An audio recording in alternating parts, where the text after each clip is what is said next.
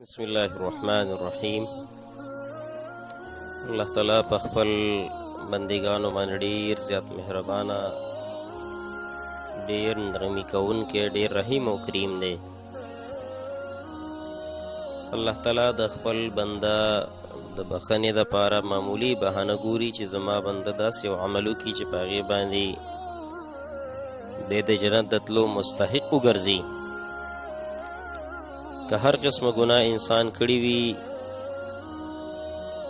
خو الله تعالی ته چې په صدق دل سره توبه وباسي، نو الله تعالی د دې انسان ګناهونه معاف کوي. رسول الله صلی الله علیه و آله وسلم حدیث مبارک ته سنن ابن ماجه کې د حدیث موجود دی. رسول الله صلی الله علیه و آله وسلم فرمایي که چېرې د انسان ګناهونه دومره زیات وي، دومره ډیر وي چې اسمان ته ورسیږي، دومره زیات ګناهونه د انسان وي، او د بیا هم په صدق دل سره توبه وباسي الله تعالی ته، نو دغه ډیر ګناهونه دا دومره زیات دي چې اسمان ته د رسیدو په مقدار باندې دي، خو الله تعالی د دې خپل بنده توبه قبلوي.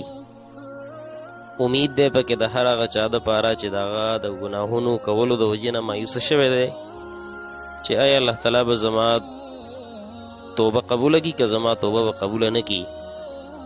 رسول الله صلی الله علیه وسلم فرمایي چې الله تعالی د دې خپل بنده توبه قبلوي. او یو بل حدیث کې ورسره دا هم ذکر دی، رسول الله صلی الله علیه و آله وسلم فرمایي که د انسان دا ګناهونه دومره زیات شي، دومره سیوا شي، گویا چې د سمندر د زګ برابر شي، نو دی بیا هم که الله تعالی ته توبه وباسي، الله تعالی د دې خپل بنده توبه قبلوي.